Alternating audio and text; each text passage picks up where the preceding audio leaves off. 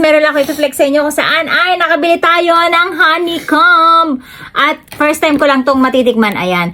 Dahil last ko to napapanood sa TikTok at hindi ko talaga alam ang lasa niya. Wala akong ka-idea. Kaya naman, nung nakita natin ito sa supermarket na pinuntahan namin, ayan, bumili tayo. Ito yung fresh na honey pa talaga na meron pa siyang wax na kasama. Tara, atikman natin. Kasama natin si Akari. Kararating lang namin actually.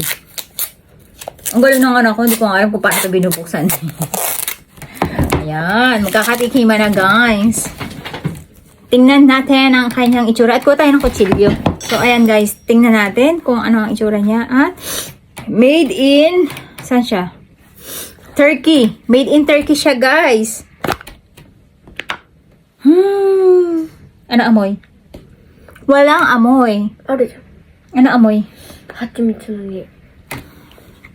Parang may amoy siya ng konting amoy kandila na matamis na amoy, no? Pero hindi ganun katamisan yung amoy niya. First time natin na makakatikim, kaya natuwa ako. Kasi mahilig ako sa honey, guys. Kaya kami pumunta sa supermarket, bumibili talaga ako ng honey doon. At nung nakita ko nga to, ayan, hindi na tayo nagdalawang isip. Kahit medyo mahal siya. 800 yen siya. Kulang tayo kasi parang ang tamis-tamis niya. Ayan, ito yung para kay Akari. Ganyan ang itsura niya, guys. Kuha lang tayo ng maliit sa kanya. Kasi mukha siyang matamis at ayok maumay. Ito na lang sa part na to. Hora mite. Iyo. Ibig sabihin niya matamis. Do. So, itadakimasu. Tikman natin, guys. Ayan yung itsura niya. May sugi. Dakara mama chichay dake. Nokor, ano. Ganun daw siyang degaku shita no. Kinakain ba yung wax? Kinakain ba yung wax? Hindi ko alam. Tingnan natin. Ano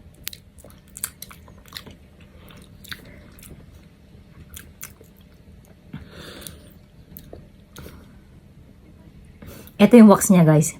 Hindi siya nakakain. Para siyang wax talaga. Pag kinagat nyo. At ang sarap niya. At gano'n.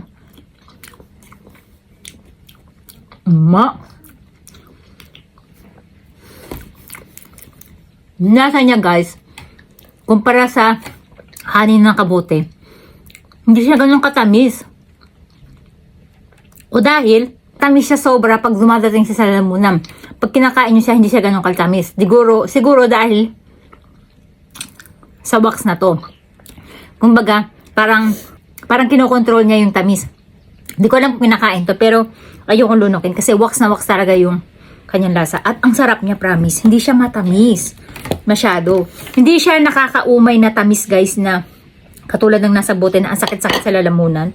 Ne, umayo ne. Yukuri tabi na to, uishi. Grabe, ang sarap pala nito, guys.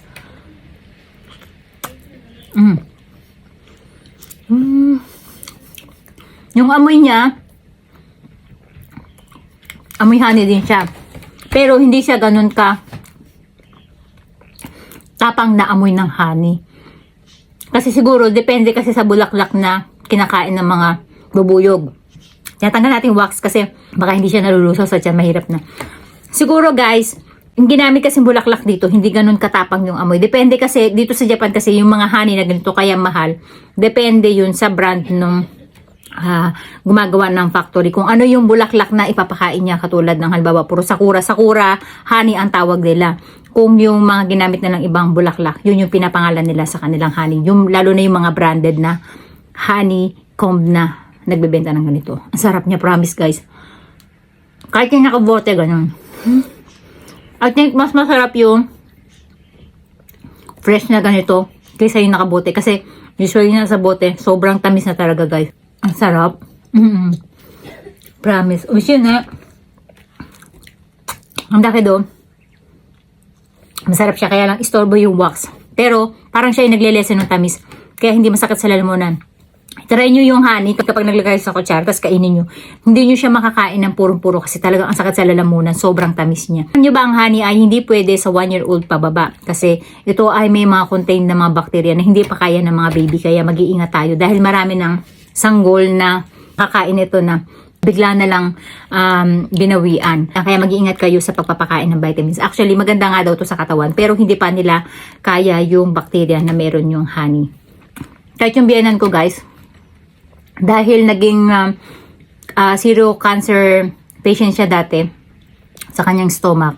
Humina yung kanyang resistensya ng kanyang katawan. And then, pinakain siya ng biyenan ko na lalaki ng honey. Kinagabihan, guys, nag-cardiac arrest yung biyenan ko. At hindi kinaya yung pagkain ng honey. Imagine niyo yung matanda na yun, ha.